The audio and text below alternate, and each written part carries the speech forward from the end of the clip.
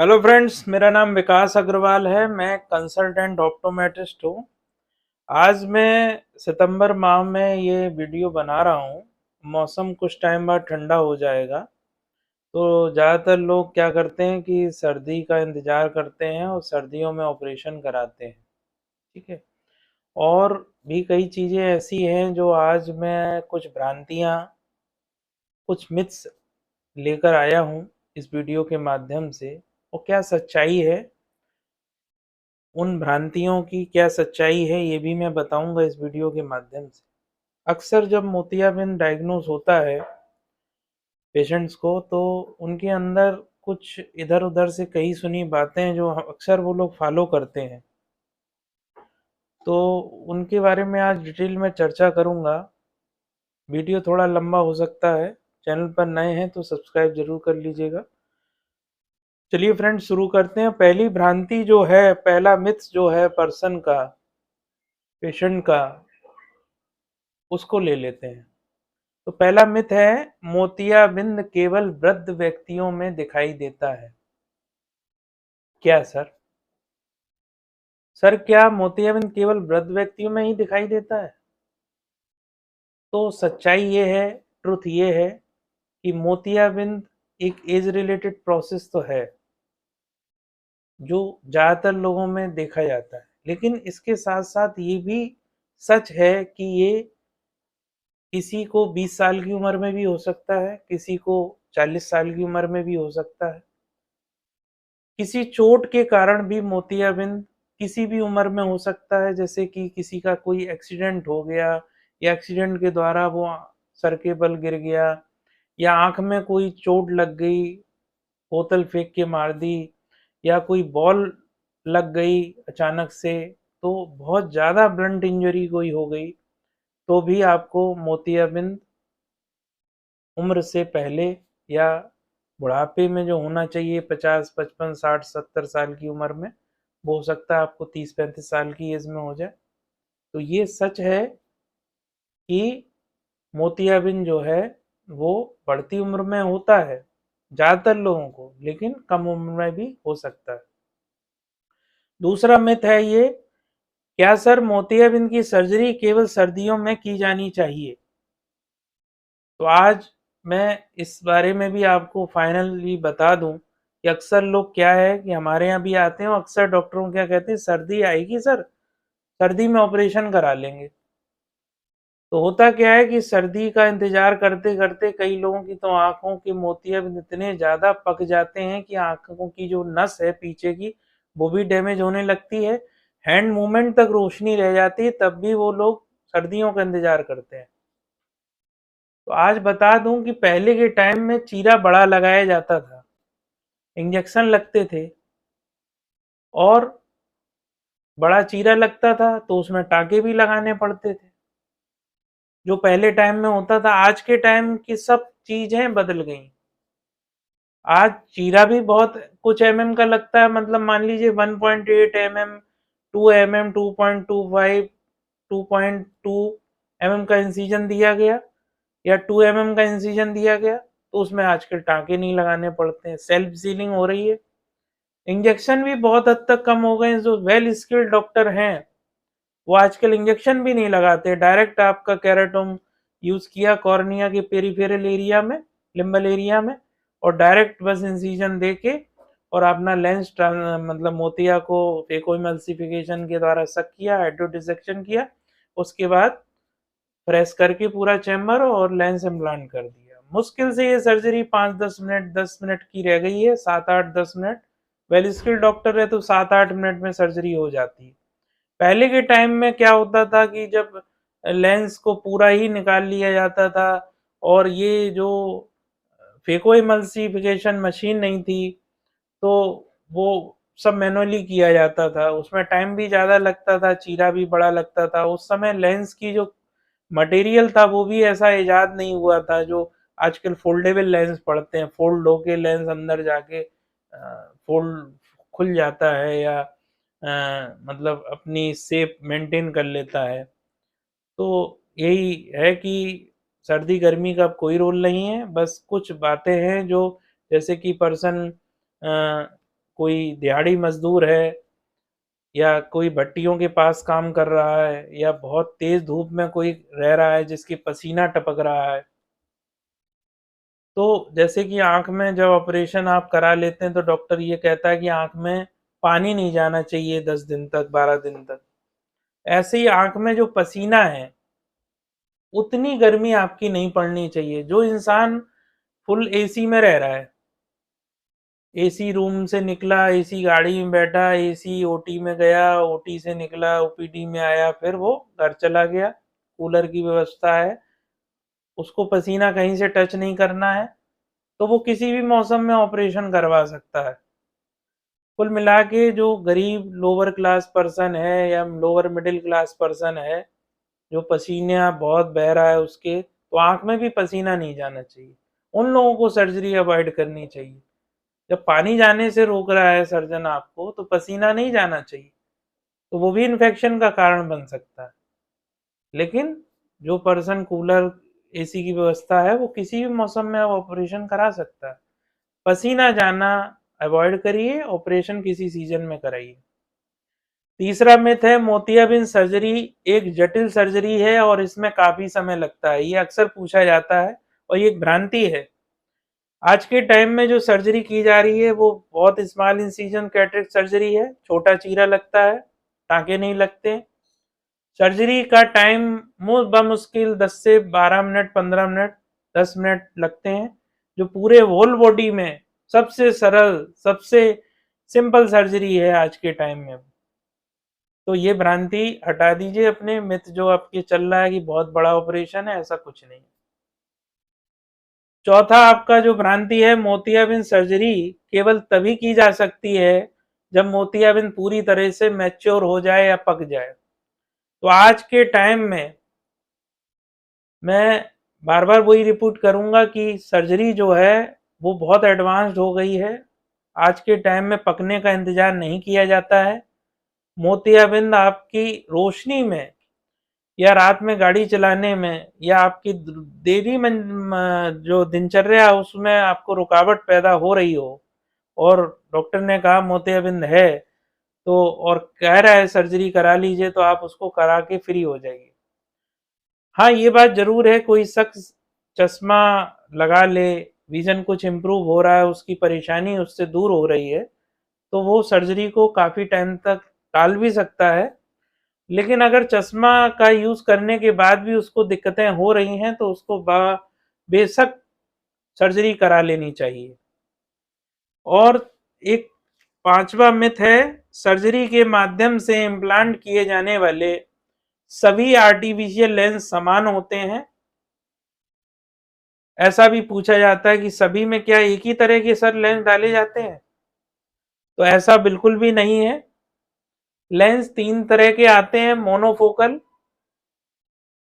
फिर आता है आपका मल्टीफोकल और एक लेंस आते हैं टोरिक लेंस। तो जो ज़्यादातर इंडिया में 95% लोग मोनोफोकल लेंसेज का यूज़ करते हैं। मोनोफोकल लेंस में दूर की दृष्टि साफ हो जाती है और नज़दीक में जो महीन काम, जैसे आप मोबाइल देखते हैं, कोई लेडीज़ घर में दाल बिन रही, चावल बिन रही हैं, सुई में धागा डाल रही हैं, तो उसके लिए उनको चश्मे की ज़रूरत पड़ती है। तो उनको कहते हैं मोनोफोकल लेंस। अब आता है मल्टीफोकल। मल्टीफोकल लेंस में क्या होता है कि दूर की चीज़ भी साफ दिख जाती है।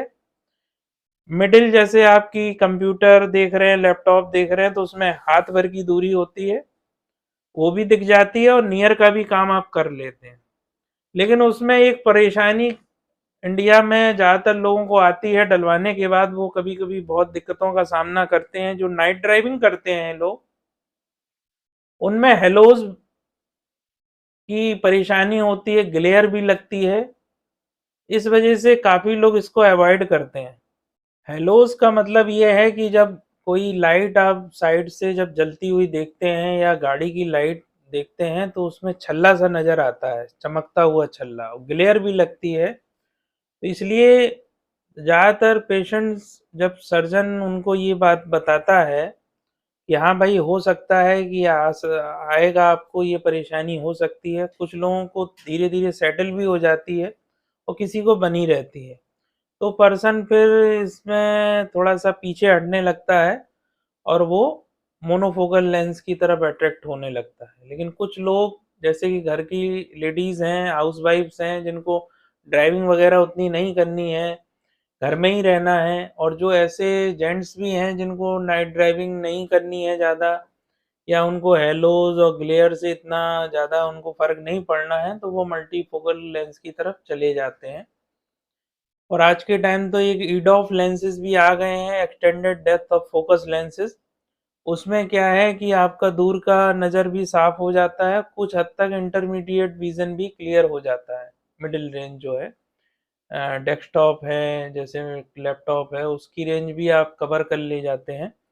और कुछ हद तक जो बहुत महीन फाइन लेटर्स हैं, मोबाइल के अक्षर हैं, या कोई दवा की एमआरपी वगैरह देखनी है, तो बहुत लो पावर का, 1.5 नंबर का, 1 डेढ़ सवा 2, 2 नंबर का चश्मा लगा के रीडिंग का बहुत फाइन अक्षर देखना हो, उसमें नज़दीक का ज़रूरत पड़ता है।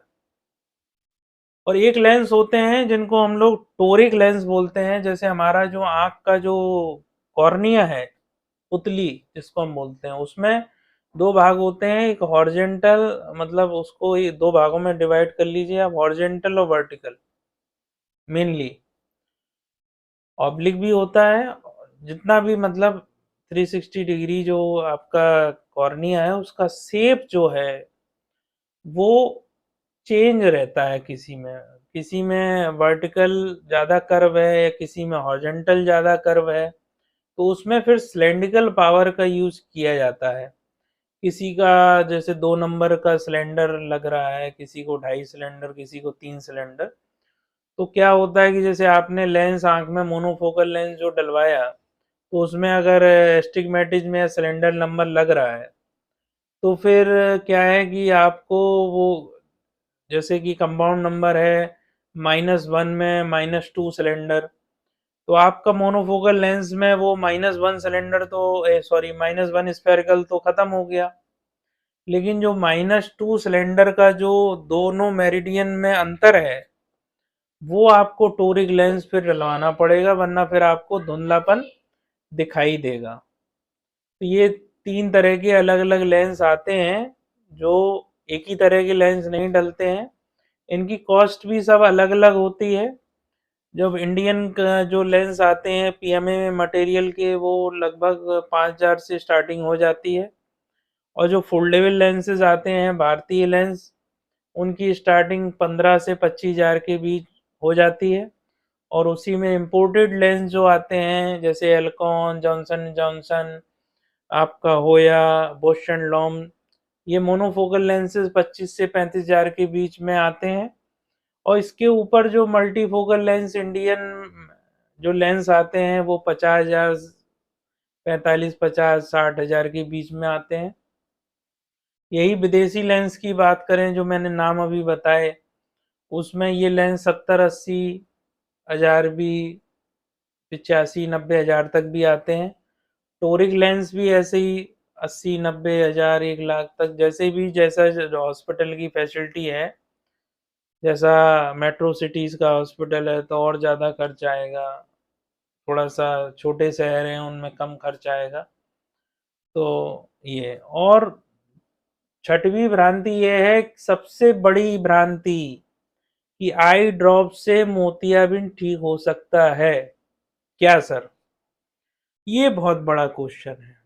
और अक्सर डॉक्टर के यहाँ जाएगा पेशेंट, और मोतियाबिंद कहने की देर नहीं हुई, और छूटते ही साथ पेशेंट पूछेगा, क्या डॉक्टर साहब कोई इसकी दवाई नहीं है कि जो अभी इसी को खत्म कर सकें आप? तो डॉक्टर बस ये ज़्यादातर पेशेंट से ये कहना है, भैया इसका ऑपरेशन होता है, इसका कोई भी इलाज इंडिया में क्या पूरे वर्ल्ड में अभी नहीं है कि इसको किसी भी दवा से एकदम से खत्म कर दिया जाए। बस ये रहता है कि आपको प्लेसबो थेरेपी के रूप में जो मन की तसल्ली होती है, उसके लिए आपको कुछ लुब्रिकेंट डॉक्टर प्रिस्क्राइब कर देता है। यहाँ भाई 400 रुपए फीस दी, 300 रुपए फीस दी, अब डॉक्टर ने कोई दवा नहीं लिखी, अब क्या होगा भाई, मोतियाबिंद तो है, चश्मे का नंबर दे दिया, लेकिन डॉक्टर ने कोई दवा नहीं लिखी। उसके लिए डॉक्टर क्या, प्लेसबो थेरेपी के रूप में कुछ एंटीऑक्सीडेंट्स भी डॉक्टर प्रिस्क्राइब कर देते हैं, जो नेचुरल इंग्रेडिएंट्स आप घर में लेते हैं, जैसे कि पालक है, मेथी है, सीजन के जो फल आते हैं, वो आपका आर्टिफिशियल इंग्रेडिएंट लेके उस कैप्सूल में, टैबलेट में यूज़ किए जाते हैं। उससे अच्छा आप घर में जाके नेचुरल डाइट लीजिए, धूप में जाइए तो काला चश्मा लगाइए, और शुगर है तो शुगर का कंट्रोल रखिए, बीपी है बीपी पे कंट्रोल रखिए। रिच डाइट जो भी ले सकें आप, सेब है, अनार है, मतलब जो भी आपका जो हेल्थी रिच डाइट है। पालक, जो हरी पत्तेदार सब्जियां आती हैं, वो लोग बहुत अवॉइड करते हैं, वो नहीं लेते। डॉक्टर चाहे इतना कहता रहे हरी पत्तेदार सब्जियां, हरी पत्तेदार सब्जियां, अरे भाई उसमें ल्यूटीन है, जियाजेंथिन है, कैरोटीनॉइड्स पाए जाते हैं, जो आपके पर्दे के को भी फायदा करते हैं, आप लेंस को भी फायदा पहुंचाते हैं। तो ये ग्रीन वेजिटेबल्स बहुत जरूरी हैं, इनमें फुल एंटीऑक्सीडेंट्स पाए जाते हैं, तो इनको ज़्यादा से ज़्यादा लीजिए। और फाइनली ये कहना चाहूँगा कि दवाई से मोतियाबिंद में कोई फ़र्क नहीं पड़ता। आर्टिफिशियल टीयर्स में क्या है, तो हमारे नेचुरल आंसू है, वो एज ए लुब्रिकेंट जो आपको प्लेसबो थेरेपी के रूप में दे दिया जाता है, वो आपकी आँख की जो ऊपर की लेयर है, कॉर्निया के ऊपर जो आपकी टीयर फिल्म है, उसके ऊपर एक मॉइस्चराइजिंग एजेंट का काम करता है लुब्रिकेंट केवल। तो पलक चलाने में थोड़ा सा रिलैक्स फील होता है, ड्राइनेस फील अगर हो रही हो, उसमें रिलैक्स महसूस करा देता है। लेकिन आप सोचो कि अंदर जो आर्टिफिशियल लेंस, सॉरी, जो नेचुरल लेंस पड़ा हुआ है, उसमें वो दवा जाके कुछ कर रही है, तो वो ये सब भ्रांति है। कोई अगर दवाइयाँ आपको आयुर्वेदिक में, या आपको हम कह रहे हैं कि होम्योपैथिक में भी कोई दे रहा है, तो एक बात अपना दिमाग में डाल लीजिए कि आपको पैसे की बर्बादी कर रहे हैं, क्योंकि आखिरी उपाय केवल ऑपरेशन है, और कोई उपचार मोतियाबिंद का नहीं है। ये अपने अंदर की जो भ्रांति है उसको खत्म कर दीजिए। ये है कि चश्मा जैसे आपको मोतियाबिंद है, और चश्मे का यूज करके काफ़ी विज़न इम्प्रूव हो रहा है, तो आप चश्मा लगा के अगर अपनी दिक्कतों को थोड़ा बहुत दूर कर पा रहे हैं तो उसको लगाइए, और कुछ हद तक जितने दिन टाल सकते हैं, जितने महीने टाल सकते हैं टालिए। परेशानी ज़्यादा बढ़ रही है तो फिर जाके ऑपरेशन करा लीजिए। सातवीं भ्रांति जो है, मोतियाबिंद सर्जरी के बाद ठीक होने में काफी समय लगता है क्या सर? तो सर्जरी के बाद आपको बहुत हद है तो 25 से 30 दिन थोड़ा सा आपको एहतियात बरतनी है, तो ज़्यादा समय नहीं लगता।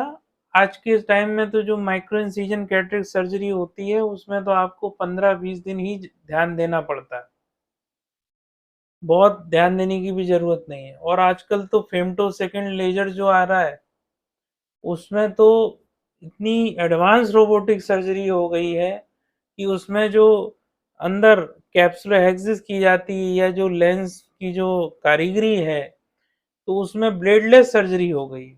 मतलब चीरा वगैरह जो भी है, वो सब लेंस का हाइड्रो डिसेक्शन वगैरह सब कुछ मान के चलिए कि फेमटोसेकंड लेजर के द्वारा हो जाता है, जिसमें कि मैनुअल प्रोसीजर बहुत कम है।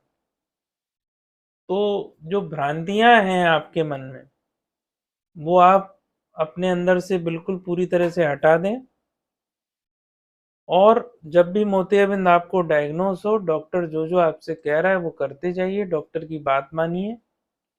वीडियो अगर थोड़ा भी आपको पसंद आया हो, कोई भी नॉलेज मिली हो, तो नीचे एक छोटा सा सब्सक्राइब का बटन है, उसको प्रेस कर दीजिए, बेल आइकन हिट कर दीजिए, और वीडियो पसंद आया हो तो लाइक का बटन ज़रूर दबा दीजिए, जिससे हमें मोटिवेशन मिलता है वीडियो बनाने का, और ऐसी आई रिलेटेड जानकारियाँ आपके सामने लाने के लिए हमेशा दिली इच्छा होती है।